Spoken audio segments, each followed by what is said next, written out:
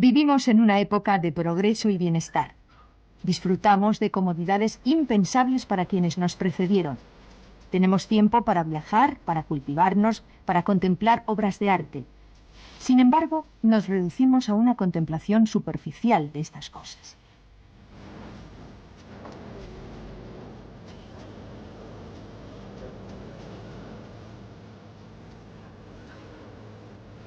Para la mayoría de las personas, este rosetón no es más que una ventana.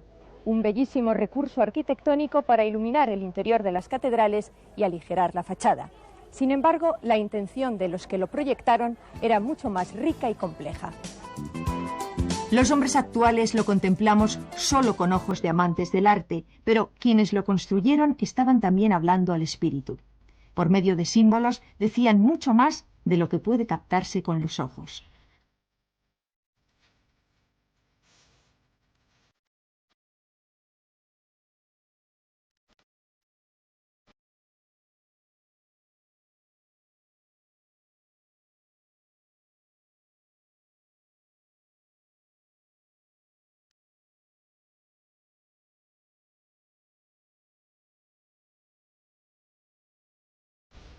La función del arte románico es litúrgica más que estética.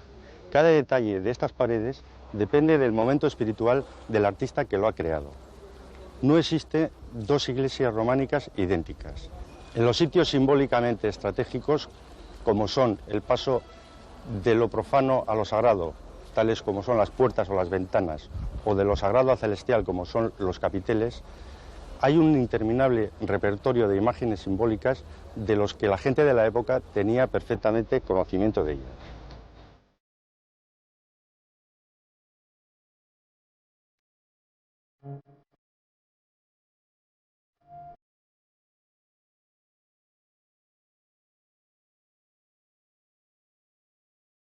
En los pórticos, como en este de San Martín, en Noya, se representaba tanto el cielo como el infierno para recordar a los fieles que esos eran el premio o el castigo que recibirían por sus acciones en este mundo.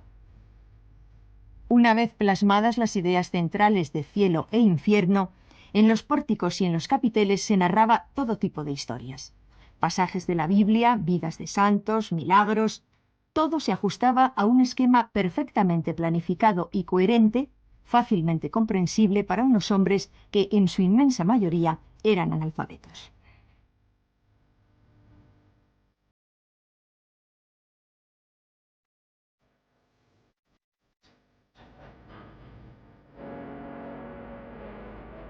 Una excepción a esta regla la encontramos en la puerta de platerías de la Catedral de Santiago de Compostela. Sus tallas son bellísimas y el conjunto es realmente magnífico. Pero si nos fijamos bien, advertiremos que los pasajes que se narran parecen colocados sin seguir ninguna lógica. Las figuras no guardan relación entre sí. Un constructor de esa época jamás habría hecho una portada semejante. La explicación a esta anomalía es que la puerta se hizo utilizando para su decoración fragmentos procedentes de los tímpanos y capiteles de otras iglesias. El resultado es esta especie de atractivo puzzle. Es, sencillamente, una obra maravillosa, cuyo valor es exclusivamente estético.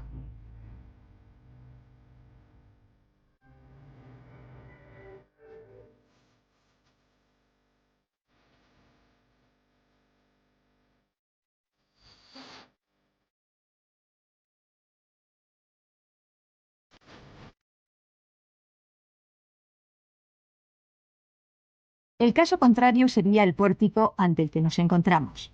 Se trata del incomparable pórtico de la Gloria en la fachada de la Catedral de Santiago de Compostela. Su autor fue el maestro Mateo. Todo el conjunto, cada figura y cada detalle responden a una misma idea: plasmar de la forma más espectacular y atractiva la majestad de Cristo presidiendo la bienaventuranza.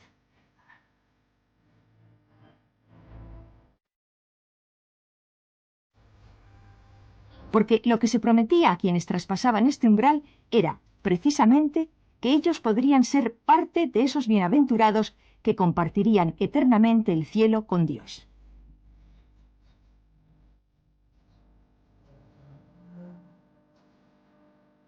La Catedral de Santiago de Compostela es una de las iglesias más conocidas en el mundo entero, no solo por su belleza y sus magníficas proporciones, sino porque es la meta, el punto final de una peregrinación.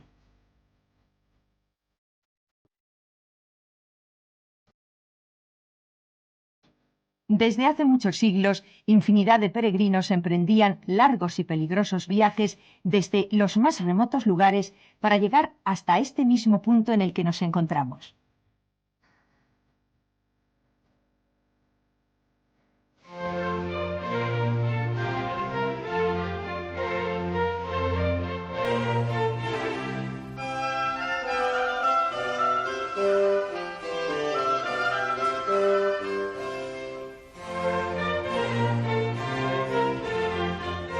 Entre los hombres cultivados de la época fueron determinantes los constructores.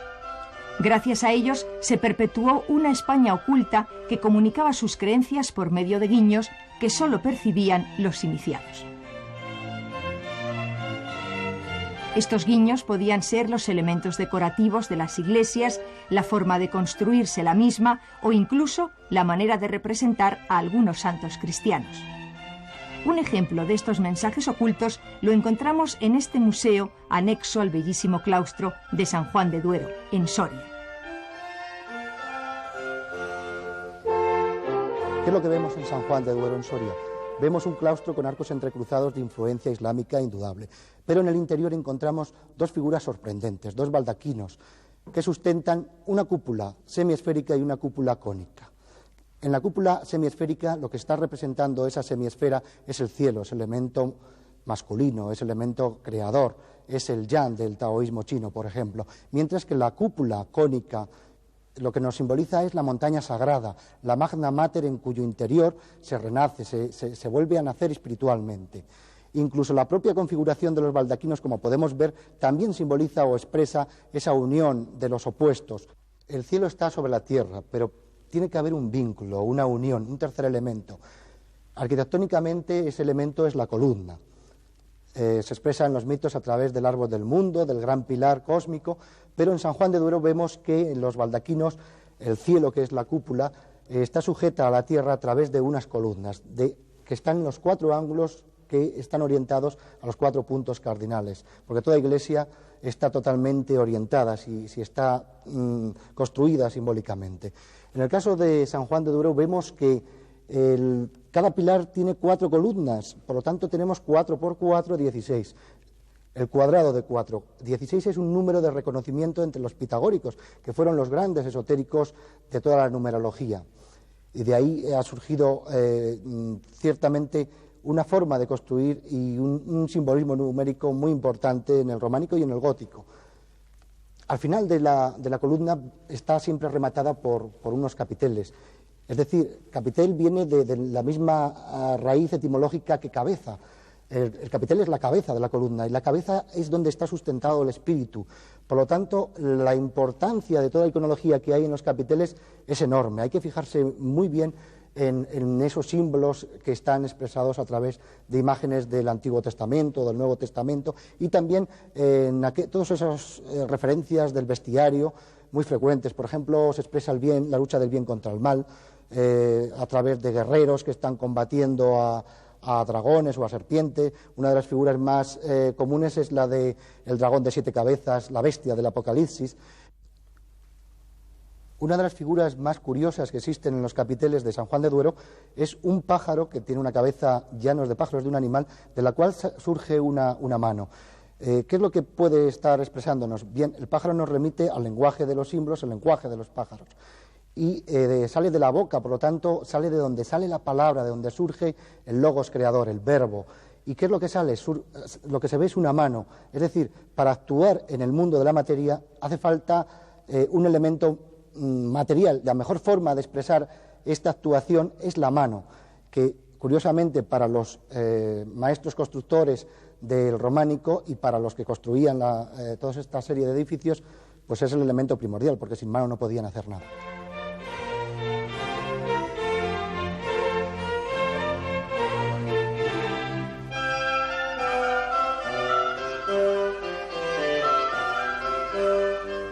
El claustro de San Juan de Duero en Soria es único en España. Quizá, si no nos vamos hasta Italia, en Sicilia no vamos a encontrar nada parecido. Existen en este claustro una serie de confluencias del románico europeo con el románico que viene de Oriente. De hecho, hay una serie de confluencias del arte islámico increíbles, que se manifiestan especialmente en ese entrecruzamiento que hay de los arcos, unos arcos que apuntan ya al gótico. Vemos también una cosa muy característica del románico islámico, que son los arabescos, los entrelazos, los nudos, las lacerías, que también, por otra parte, son propias del arte germánico. Estos entrelazos, ¿qué es lo que nos quieren decir? Pues quizá que todas las cosas que existen en la vida están entrelazadas, están unidas, están vinculadas, que todos esos estados por los cuales el ser humano pasa a lo largo de su existencia tienen que tener un punto común, una hilazón. También nos remiten a viejos mitos de Oriente, por ejemplo, el mito de Osiris, que está envuelto en zarzas y está envuelto en redes después del nacimiento para poder volver a renacer.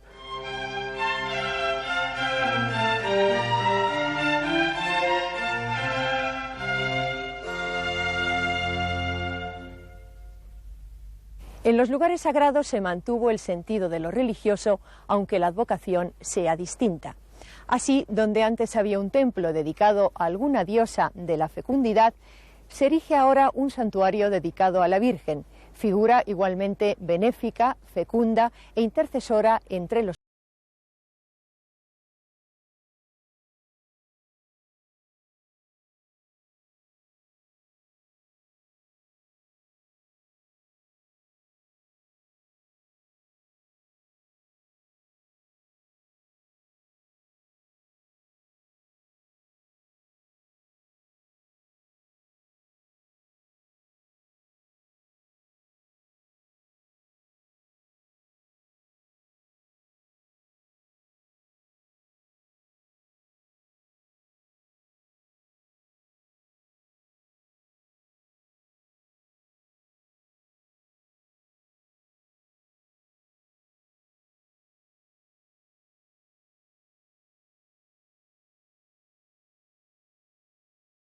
De Santa Ana. Y Santa Ana nos remite a Anna, Amma, Danna, es decir, la gran diosa madre del mundo celta, pero también del mundo oriental, del próximo Oriente. Por lo tanto, el culto se supone que es antiquísimo en este lugar. Por otro lado, Saturio nos remite, herméticamente hablando o simbólicamente hablando, a Saturno. Y Saturno en la astrología tiene mucho que ver porque la astrología en todo el arte constructivo es muy importante.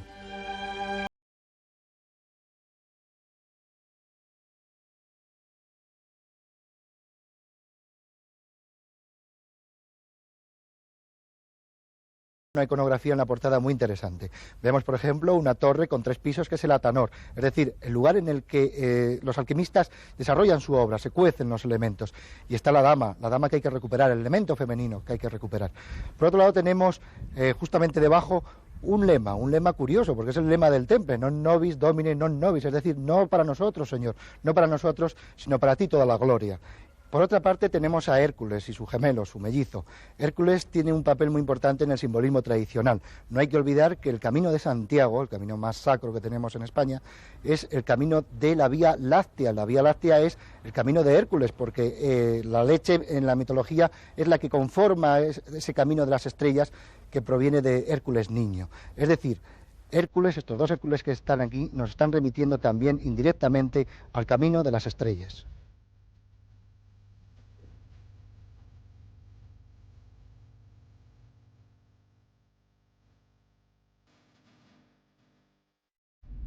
La astrología fue uno de los temas más recurrentes por el simbolismo constructivo, de tal manera que se encuentra en muchísimos edificios, no solamente románicos y góticos, sino por ejemplo en el plateresco, en Morón de Almazán, tenemos por ejemplo imágenes de un Sagitario, tenemos a Leo, tenemos a Aries, que también por otro lado tienen un referente alquimista, hay un dragón que significa el mercurio de la alquimia, Leo también tiene su simbolismo tratando de comer a la luna, es una imagen que aparece en muchos tratados alquimistas. Sagitario también tiene su significado alquimista. En fin, la alquimia y la astrología se entremezclan muchísimas veces.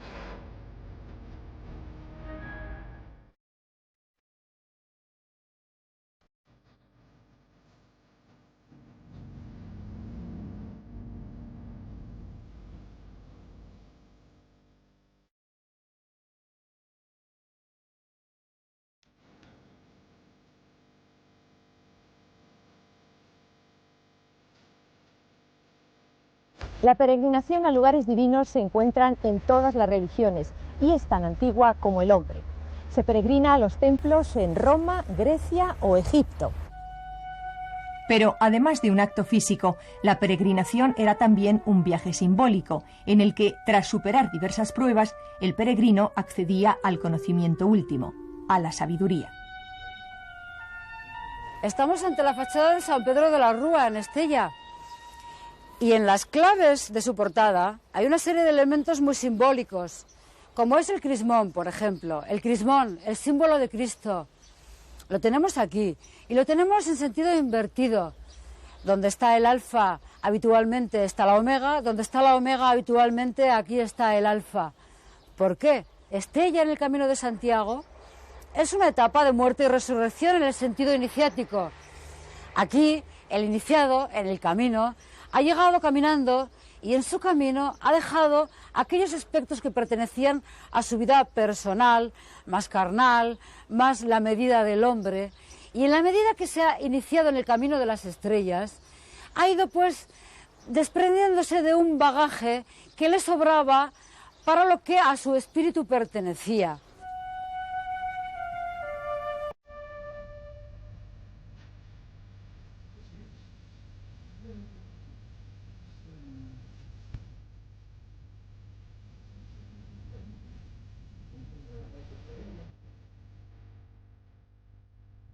Nos encontramos en el claustro románico de San Pedro de la Rúa.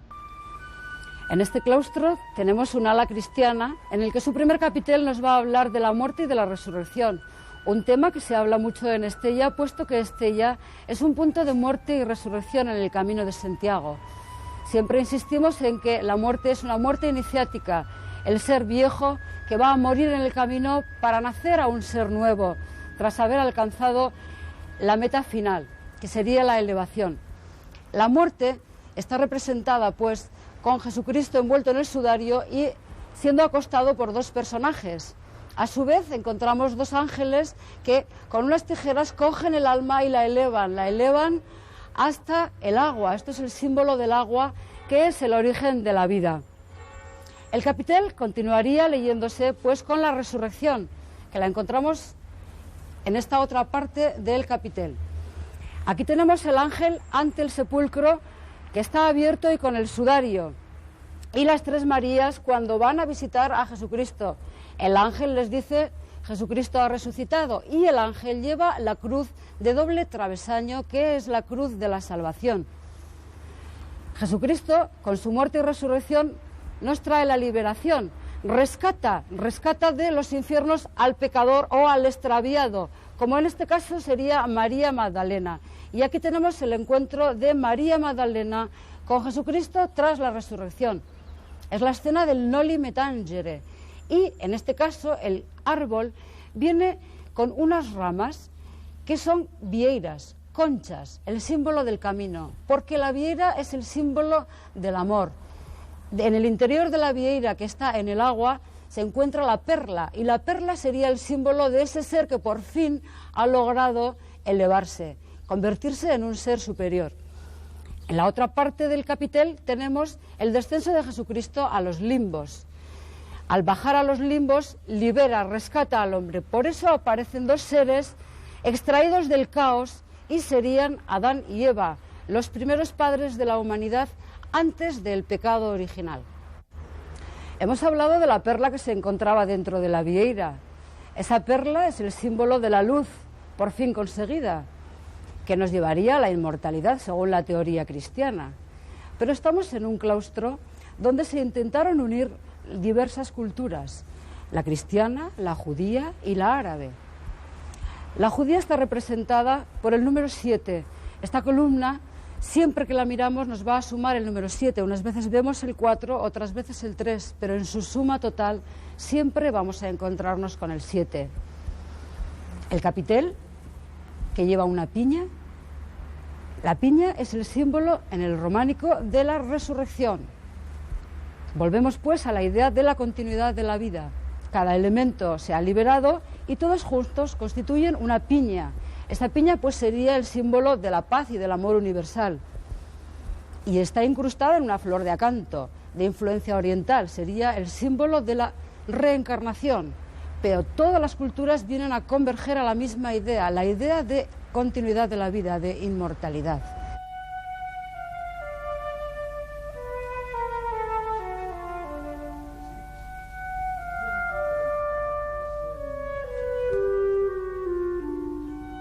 Las tres iglesias más importantes del medievo estellés contienen el hito de la muerte y resurrección en el camino.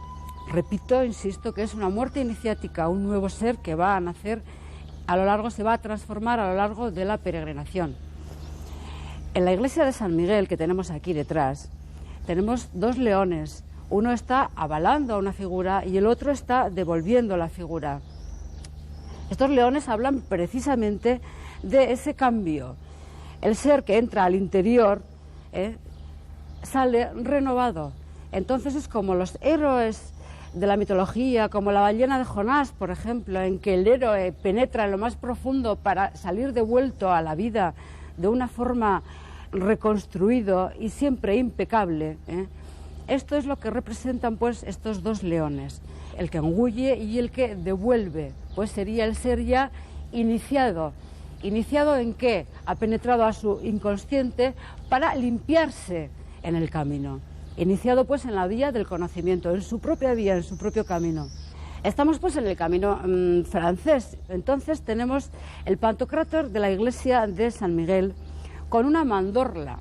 Esa mandorla está diciendo: no es Dios ni hombre la imagen que contemplas, pero es Dios y hombre la imagen que representa. ¿Por qué? El peregrino que venía de Marsella por el camino del sur de Francia pasaba por la región del Languedoc, donde vivían los cátaros. Y los cátaros decían que no se podía encarnar, que un ser no podía tener dentro de sí la simbología, el significado de lo que era Dios. Por eso ponen aquí esta mandorla en San Miguel de Estella para responder a la llamada herejía cátara, en que negaba pues la presencia de decoración o imágenes o cualquier tipo de distracción en las iglesias.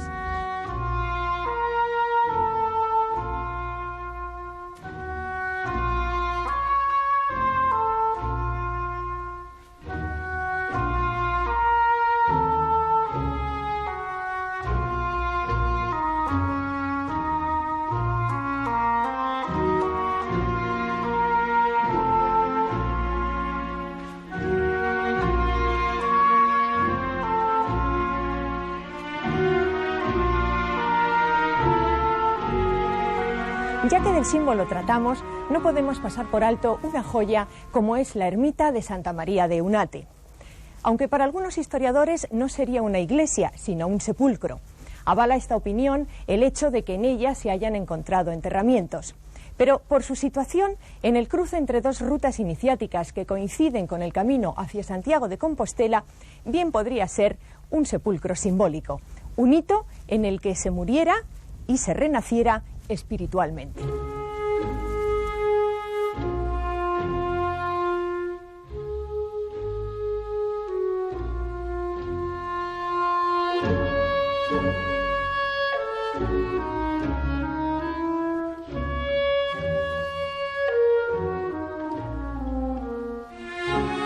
Eunate es una ermita de planta octogonal situada en el valle de Valdeserve, que en euskera quiere decir Valle de las Estrellas. En su portada aparecen unas cabezas con dos espirales que indican la manera en la que se deben efectuar las 3 vueltas completas desde la puerta de acceso al claustro hasta finalizar en el mismo corazón del templo. Es un recorrido simbólico e iniciático.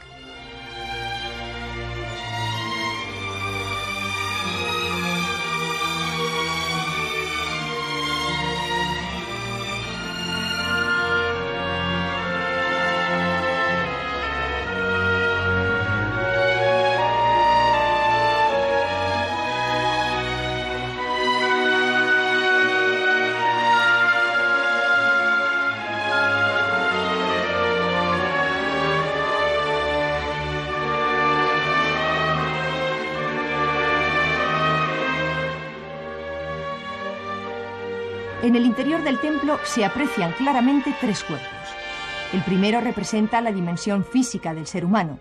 el segundo la parte psíquica y el tercero, la cúpula, la parte espiritual del hombre. No se puede abandonar este recinto sin prestar atención a este capitel en el que unos monstruos devoran vegetales, en el centro de los cuales hay una pequeña cabeza con 3 ojos. En los centros iniciáticos, como es este de Eunate, simbolizaba que el iniciado había logrado la revelación.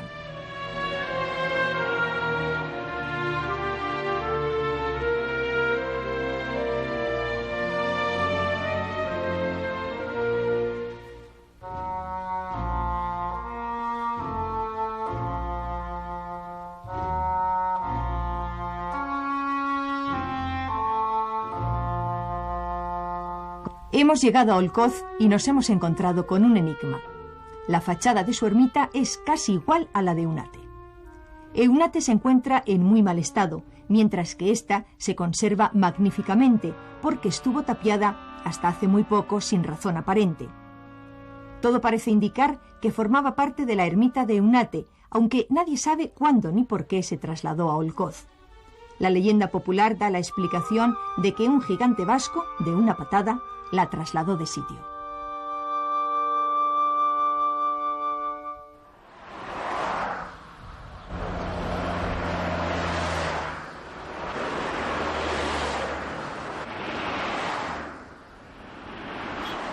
De todas las rutas iniciáticas, la más importante era la que finalizaba en Santiago de Compostela.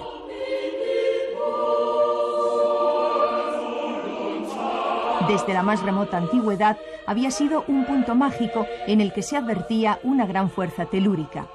Incluso se interpretaba como un signo el que la ruta estuviera señalada por un doble camino de estrellas. La Iglesia recogió el sentimiento religioso que inspiraba este lugar y lo cristianizó, declarando que en ese punto estaba enterrado el apóstol Santiago el Mayor y rodeando el hallazgo de su tumba de señales de profundo significado mágico. La figura del santo resultaba poderosamente atractiva para la época, dominada por una profunda espiritualidad.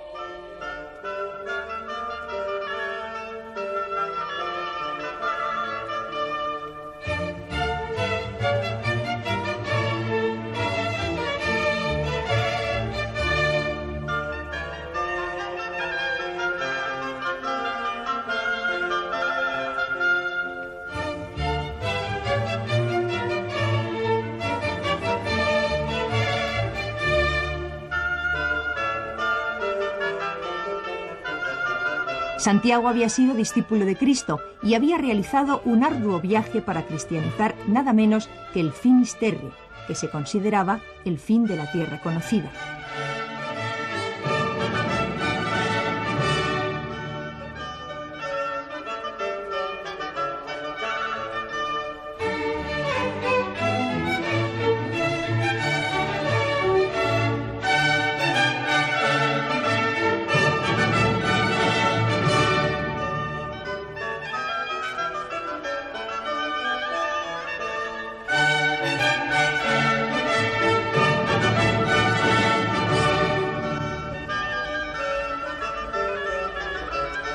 Aquí, en Padrón, la antigua Iria Flavia, un antiguo lugar de culto celta, se inicia el mito compostelano.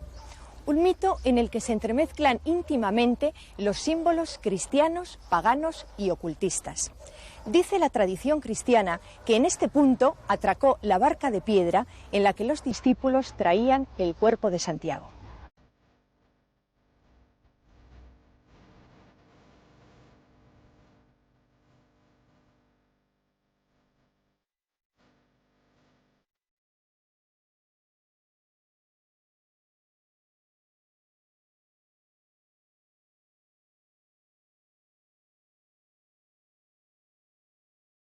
Bajo el altar de la iglesia de Santiago se conserva la piedra, que más bien recuerda un menhir, dedicado obviamente a un culto precristiano.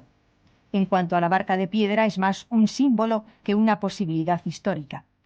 La piedra se ha considerado el mejor vehículo de la energía telúrica, y cuando se está en íntimo contacto con esta energía, se dejan libres las potencias de nuestro inconsciente. Se accede al conocimiento del inconsciente colectivo, que es la forma de sabiduría propugnada por los ocultistas.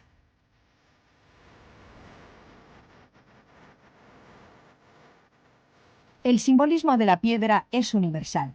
En algunas culturas, las piedras que estaban perfectamente pulidas eran tan apreciadas que pasaban de padres a hijos como valiosas posesiones. En nuestra cultura abundan los símbolos relacionados con la piedra, como el ya citado de la barca de piedra en la que navegó el apóstol. A lo largo de toda la ruta jacobea se tenía la costumbre de hacer montones de piedras en los cruces de caminos, como este de Cruz de Ferro, en León. Todo el que pasaba por este punto depositaba un guijarro en el montón. Hoy en día se mantiene la costumbre, aunque muchos incluso hayan olvidado su origen. Se trata de un rito para conjurar a los malos espíritus, pero también entronca con una antiquísima creencia de que en las piedras se materializa parte del espíritu de los muertos. ¿De dónde si no nos viene la costumbre de mantener cuidadas las lápidas de las tumbas de nuestros difuntos?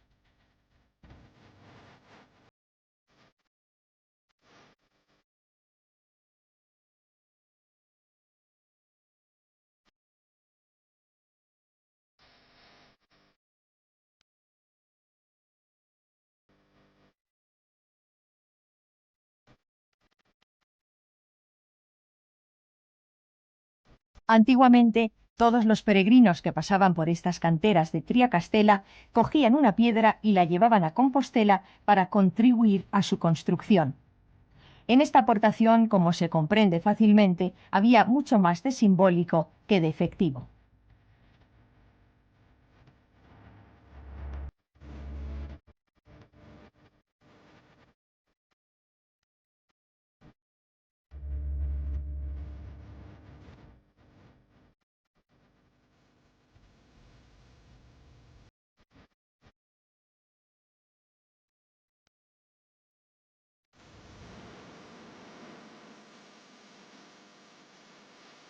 La misma piadosa tradición cuenta que en estas rocas predicó el apóstol en un viaje de evangelización.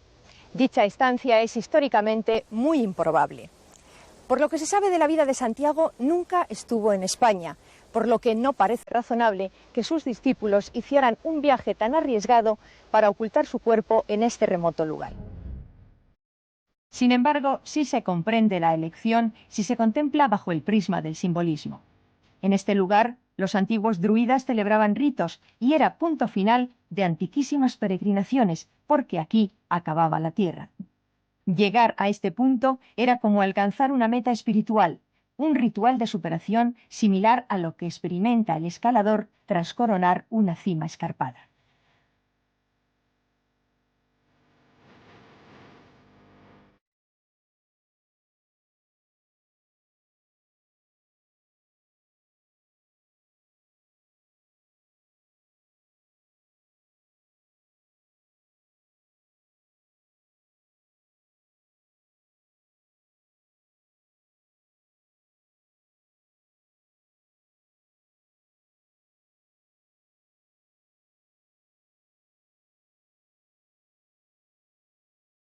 En esta misma iglesia, la arciprestal de Santa María, se encuentran huellas de esta mezcla de símbolos cristianos, ocultistas y animistas. En el cementerio se mezclan lápidas cristianas junto a algunas de épocas en las que se adoraba a otros dioses.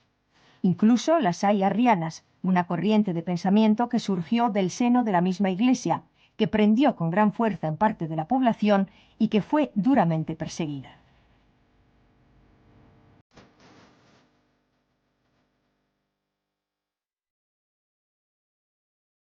Estamos en el Museo de Laudas Sepulcrales de Santa María Nova, que data del siglo XIV al XIX. Es un museo y una colección visitable única en toda Europa, porque en ningún sitio hay una colección de estas características y tampoco se encuentra el número de laudas, hay más de 500. Y porque es interesante, porque en ellas se pueden ver en los grabados y relieves todo tipo de documentación referida a los gremios, profesiones, marcas de identificación personal y aspectos sociales que se vivía en Noia, en esta villa, en esa época, especialmente en la Edad Media, en la Edad Moderna. Entonces interesa mucho desde el punto de vista sociológico de saber también las costumbres funerarias que se tenían en esa época. Y después es una pequeña muestra donde hay un almacén, donde aparte puede la gente estudiar el significado de estos símbolos, aún queda mucho por investigar, y hay que decir que toda esta colección, las más de 500 lápidas sepulcrales, proceden de este cementerio, que es lo más curioso. ¿Por qué se conservan tantas y por qué en otros sitios no? Porque este cementerio se viene utilizando ininterrumpidamente desde esa época. Posiblemente sea este uno de los más curiosos cementerios de la zona, el de la iglesia de Santa María Nova, en Noia. En él hay losas con unas inscripciones bastante burdas que en un principio se interpretaron como símbolos gremiales, pero ninguna lleva nombre y no era frecuente que se reseñara exclusivamente el gremio del difunto. Hay también símbolos alquímicos y astrológicos.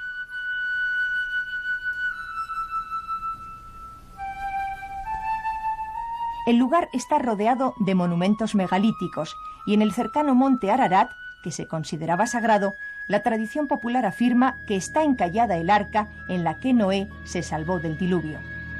Son indicios de que este era un lugar iniciático, que se hacía coincidir deliberadamente con el camino compostelano para no despertar sospechas.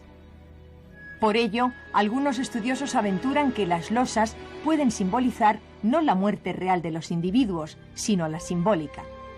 Serían manifestaciones de la muerte del hombre viejo y del renacer del nuevo. Este sentimiento es común en todas las culturas. En la cristiana, San Pablo se refiere a esta resurrección tras conocer el mensaje de Jesús.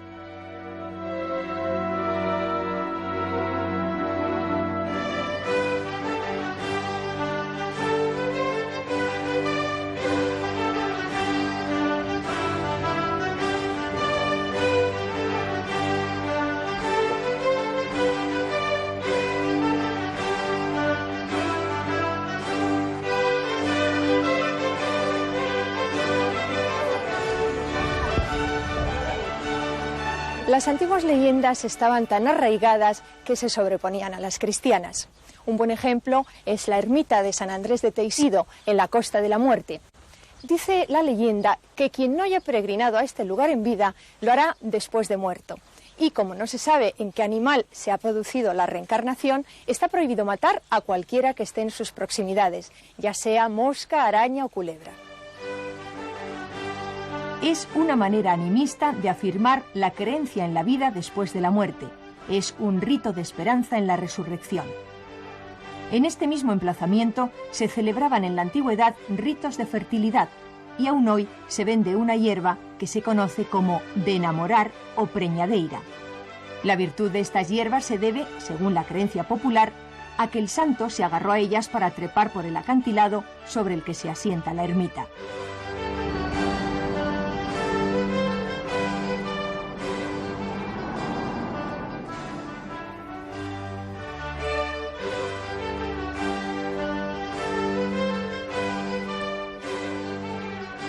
La peregrinación a este lugar y el empleo de las hierbas sagradas se tenían por remedios infalibles contra la esterilidad, hasta el punto de que la Iglesia tuvo serios problemas para lograr que en las proximidades del templo no se consumaran los actos indispensables para la procreación.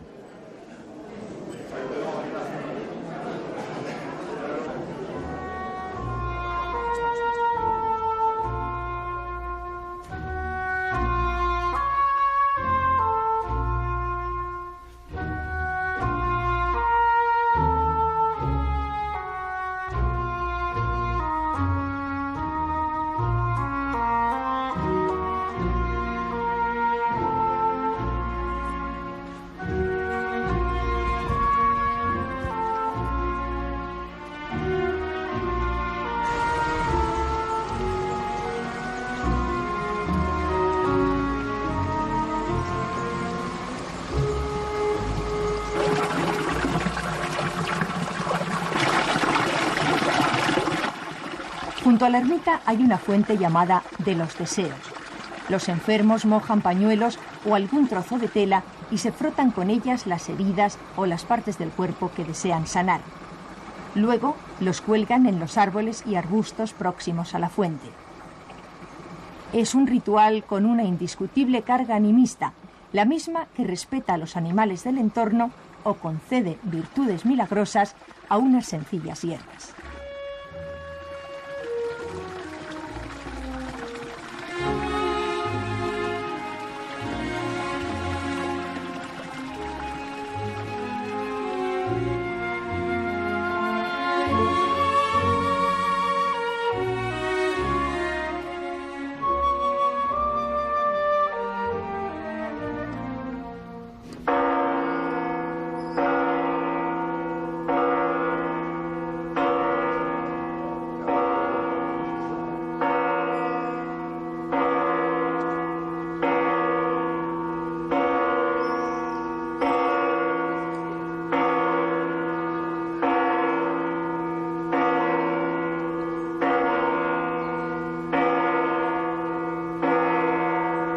Compostela fue un centro de veneración cristiana, pero también lo era de los maestros ocultistas, que prestaban gran importancia a las creencias anteriores al cristianismo. En esta ciudad hay muchos detalles que hablan de este símbolo, comenzando por la piedra típica de Santiago, el azabache.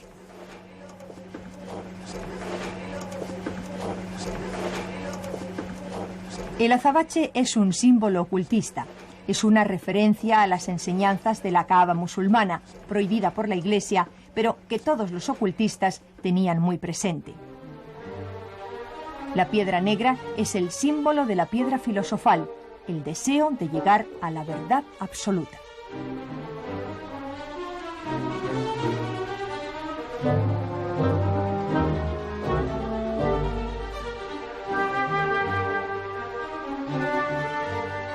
En los lugares donde ahora se venera a la Virgen solía haber un centro de culto a una diosa benéfica. Un buen ejemplo es la iglesia de Santa María la Mayor en Sangüesa. Las excavaciones han revelado que aquí se rendía culto a Artemisa, la diosa de la caza. Las tierras de Sangüesa estuvieron desde la más remota antigüedad pobladas por el hombre. Los primeros restos arqueológicos datan de la Edad del Bronce, del primer milenio antes de Cristo. Posteriormente se asentaron por estos lugares las tribus célticas de los suesetanos, cuya capital Corvio hacen coincidir algunos factores con la actual Sangüesa. Posteriormente fue este territorio muy romanizado y a lo largo del río principalmente surgieron unas villas romanas, porque el lugar era importante. En estos sitios confluían las vías romanas que venían desde César Augusta, Zaragoza, hacia Pompaelo, Pamplona, y la que venía de Jaca hasta Pamplona. También de esta época está la existencia de un campamento romano para el control militar de estas vías de comunicación.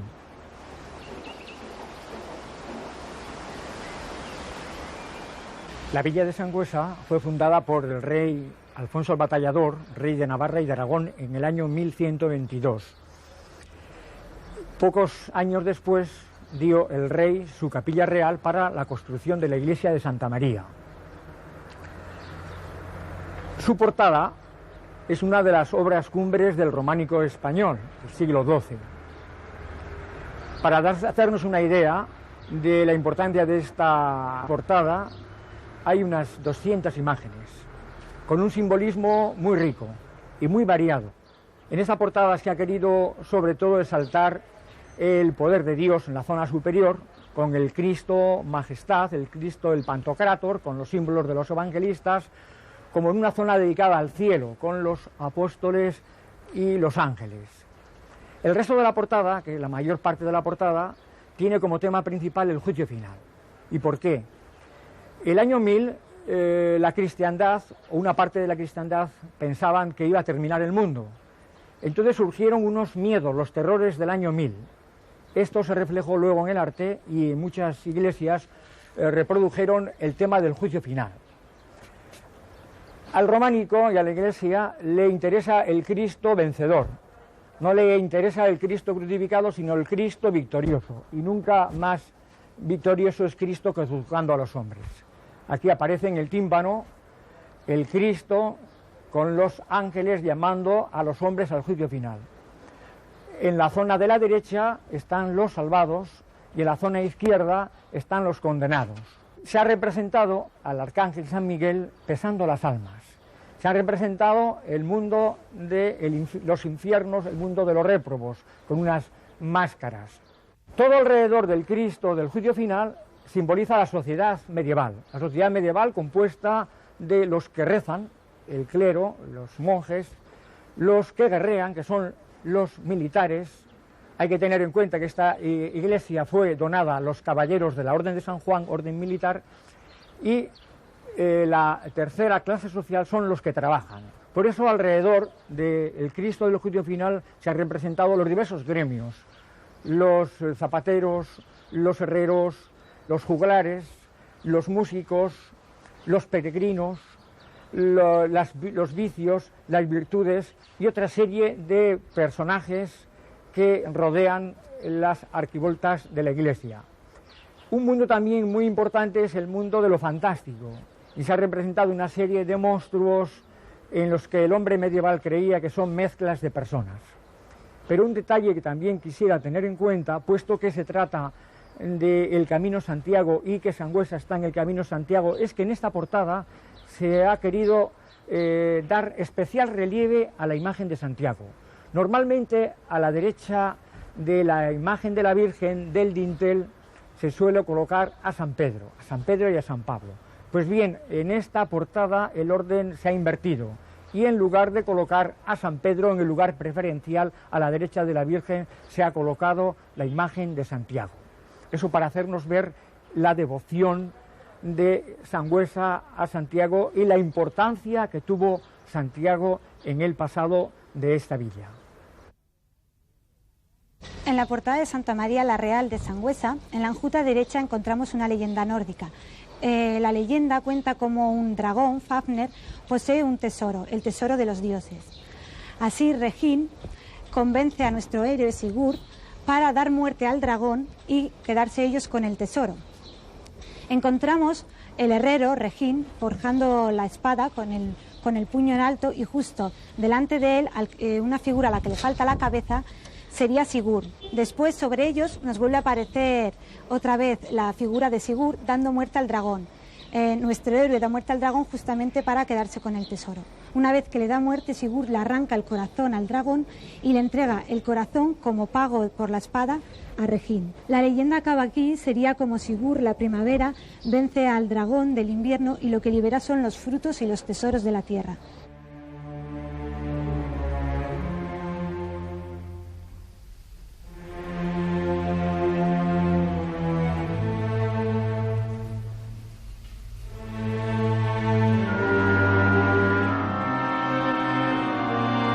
No queremos olvidar una de las más curiosas representaciones del juego que encontramos en esta ruta. Se trata de este altorrelieve que se encuentra en la ermita de la Quinta Angustia en Cacabelos. En él, el niño Jesús está jugando a las cartas con un fraile, juego que la Iglesia prohibió en varias ocasiones por su entronque con el tarot. El niño roba un 4 de copas y a cambio le da un 5 de oros. El 4 y las copas son símbolos de lo material. En cambio, el 5 y los oros representan lo divino, lo más alto. El fraile está despojándose de lo terrenal y accediendo a cambio a la experiencia trascendental.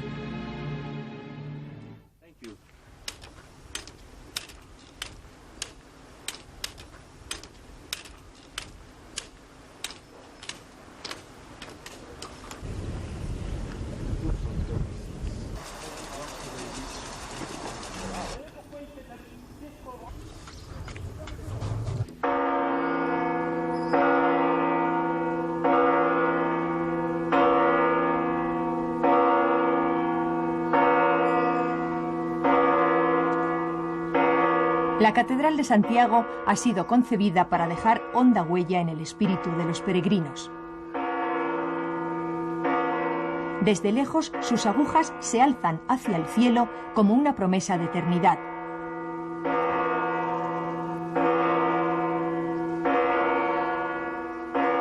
Y cuanto más se aproxima el peregrino, más imponente parece.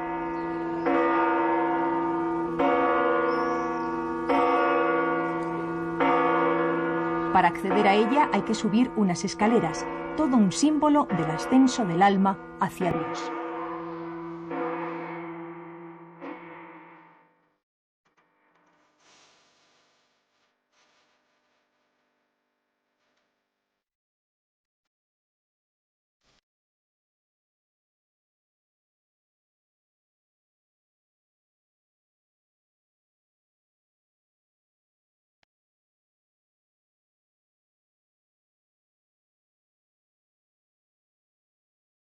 Luego se enfrenta con la maravilla en piedra del Pórtico de la Gloria. Está hecho en piedra, símbolo de lo duradero, de lo inmutable, de lo imperecedero. Por algo el hombre ha venerado las piedras desde la antigüedad.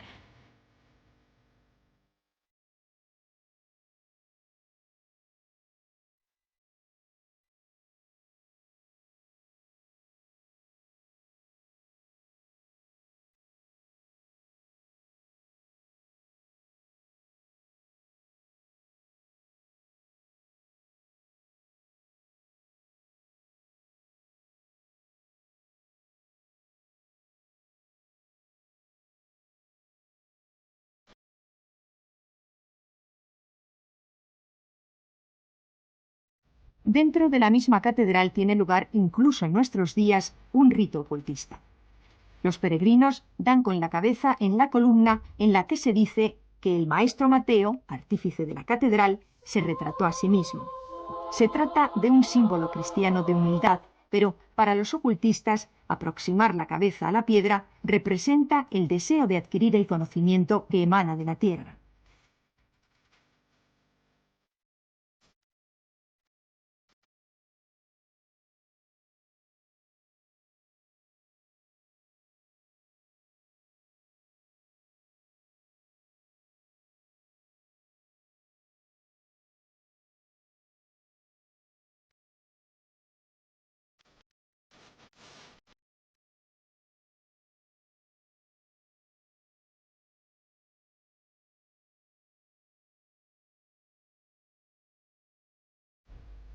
No es casual que se haya colocado el camerino con la imagen de Santiago en ese punto.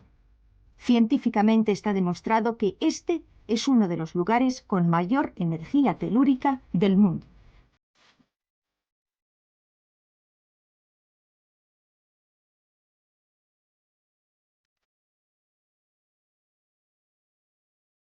Esta concha hacia afuera significa que la peregrinación ha finalizado.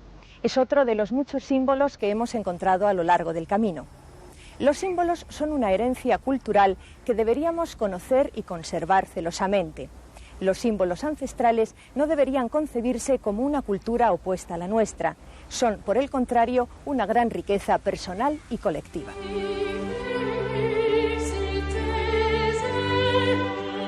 Es muy posible que la profundización en el mundo de los símbolos sea una de las claves de la plenitud que los hombres de este fin de milenio tanto estamos anhelando.